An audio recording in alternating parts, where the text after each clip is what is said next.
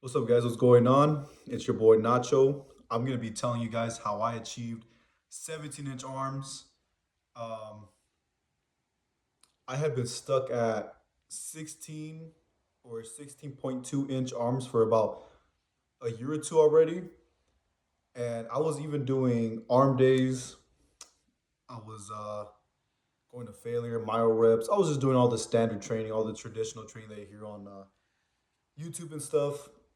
And nothing was getting me anywhere. I mean, it was growing, but like very, very slow. Because I was doing standard training, I was doing traditional training. I wasn't. I didn't look outside the box for other ways to grow my arms in general. So it was not until I discovered eccentric overload. I educated myself on it.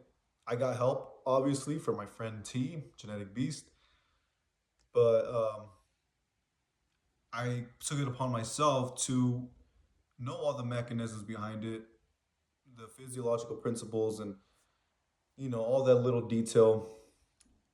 I educated myself on it, and I just took a chance on it. I was like, you know what, I'm gonna use this whole year to do eccentric overload on my whole body, where I damage my muscles consistently, and I eat protein where protein synthesis exceeds that breakdown, and just grow week by week and just see what happens.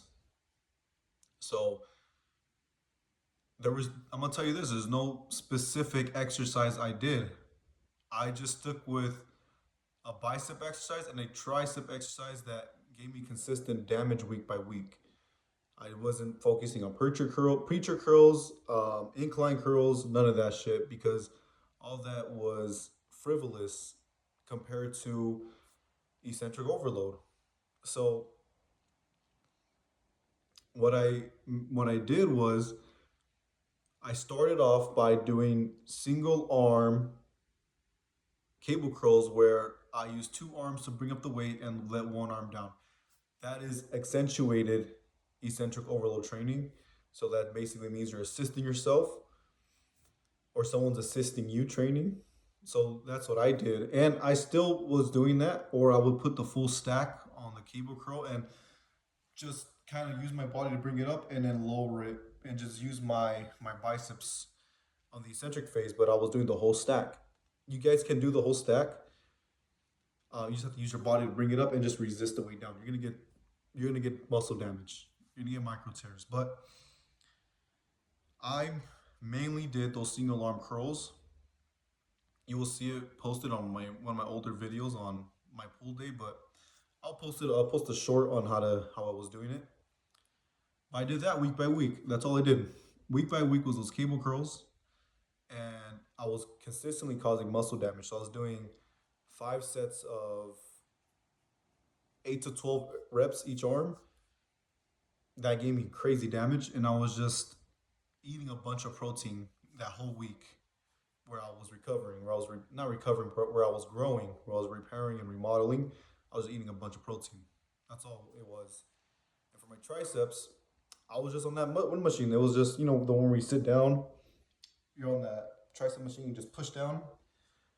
I was putting the full stack on that shit, and then I would use my body to push up through the concentric and resist the eccentric, and I was doing that quick. So I was doing that for rapid reps, for multiple reps, for the same shit, 5 sets, 8 to 12 reps.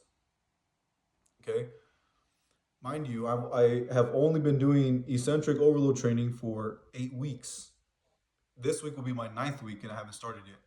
I haven't done legs yet because I've been busy with work, school, and some car issues. So we're gonna get back on legs tomorrow. You guys will see that. But yeah, this is gonna be my ninth week. I start when I measured my arms before my first week of eccentric overload. I was at 16.2 on my left arm, and on my right arm, I was barely at 16 inches. 8 weeks later, I measured it yesterday.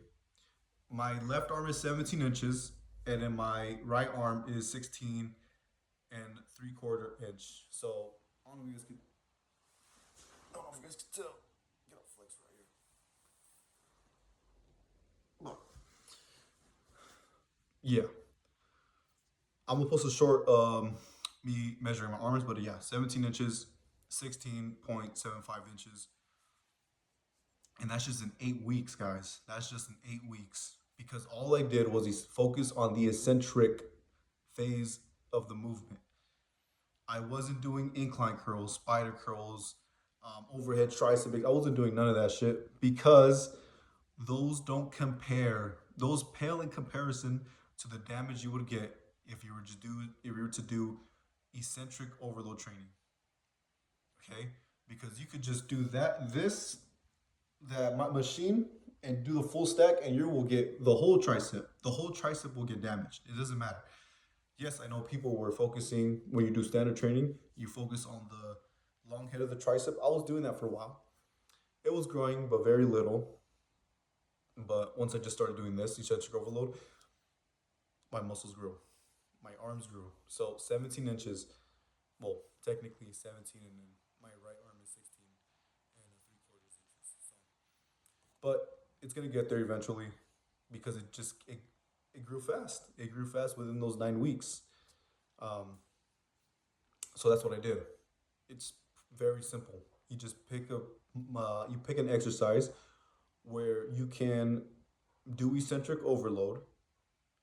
Just focus on the eccentric with high weight. You guys have to do pretty high weight because if it's weight that you can handle eccentric like concentrically, then your body's adapted to it eccentrically. It's gonna be too light because the weight's going down almost twice as easy if you're doing the concentric.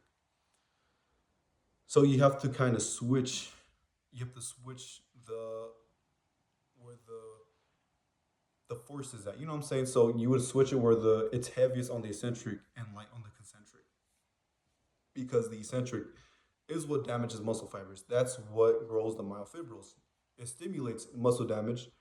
Then you have to eat a bunch of protein, a bunch of animal protein, where protein synthesis exceeds that breakdown because your body is constantly building or breaking down proteins. So you have to be eating a bunch of protein because your muscles are pretty much made of protein. The myofibrils, the actin and the myosin are made up of proteins.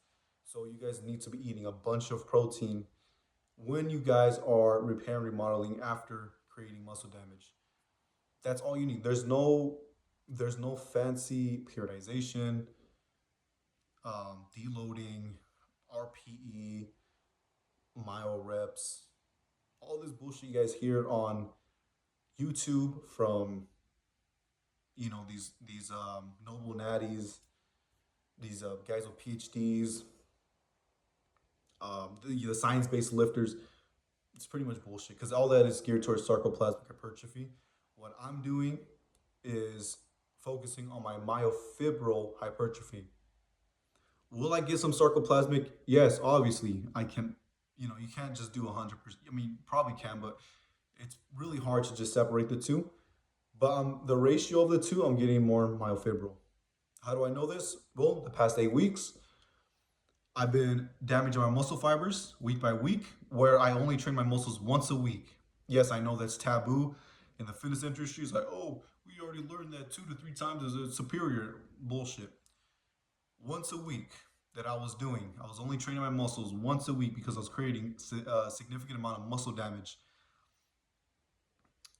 And I would just eat a bunch of protein. Like I said, you create muscle damage, you bring out the satellite cells out of quiescence, they differentiate, they proliferate. That proliferate means multiply, differentiate into like myoblasts and stuff.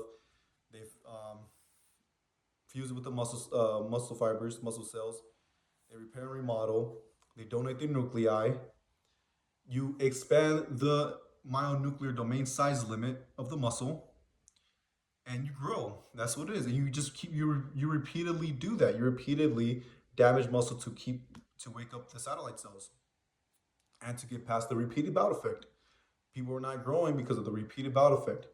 Repeated bout effect is basically this: you are adapted to your previous bout of exercise that you were unaccustomed to. So you have to keep doing something you are unaccustomed to, your muscles. That could be adding a set because your muscles are not accustomed to that extra set, or adding weight. what I did was, at first when I was doing eccentric overload, my first maybe 2 3 weeks, I was only doing 3 sets of super maximal loads eccentrically for multiple reps because my body was not used to eccentric overload. I think it adapted. I think my first week I only did like 2 sets, and then my second week I did 3 sets, and then my third week I did like 4 sets. Since then, I've only been doing 5 to 6 sets after the third week, but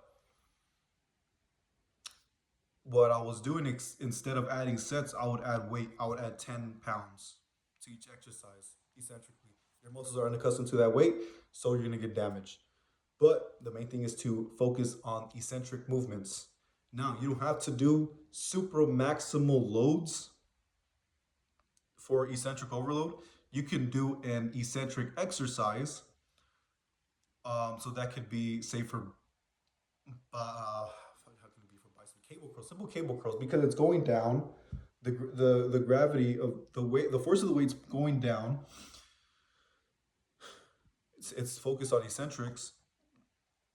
You pretty much pick a. It has to be heavy still, but you have to pick a weight you cannot do for a full concentric, and you just focus on that eccentric. So you pull the weight to your body, and then you resist the weight down, and you do that for multiple sets and reps. 8 to 12 reps is what I found to be most damaging. So it doesn't have to be super maximal loads where it's more than your hundred, more than your one rep max. Because you could just bench for chest. You could bench, but you would have to do a lot of sets to keep getting damage. You have to be doing maybe 10, 15 sets within your one rep max. Say it's like 70%. You'd have to do multiple, like over 10 sets to get that damage where you're getting DOMs for, where you need like 7 to 14 days to recover. Okay, so that's the mechanisms behind eccentric overload, muscle damage.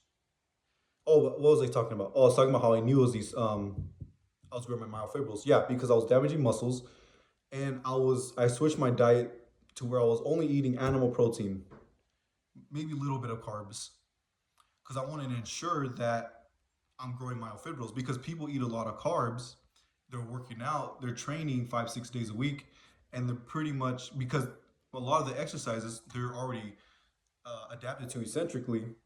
They're doing a lot of concentric exercises.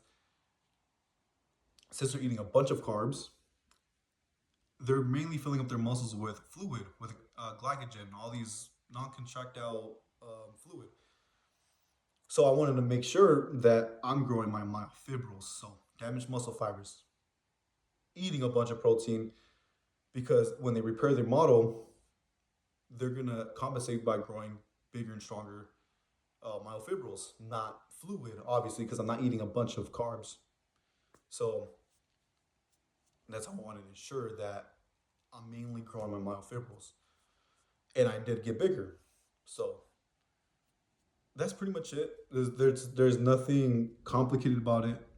It's all about creating muscle damage through eccentric exercise, either eccentric movements, eccentric based movements that you do for multiple sets, so you have to overwork the muscle, or super maximal eccentric overload, where it's 100 to like 130% of your max, and you could do that for 3 to 5 sets of 8 to 12 reps. Or you do accentuated eccentric overload, where you're assisting yourself pretty much. So that's pretty much it's pretty simple. I grew an inch or maybe point 0.5 because I didn't really measure my arms a few weeks before I started eccentric overload. But in these 8 weeks, I have grown it pretty fast to 17 inches, 16.75 inches. But let's see. I'm gonna continue this for the whole year.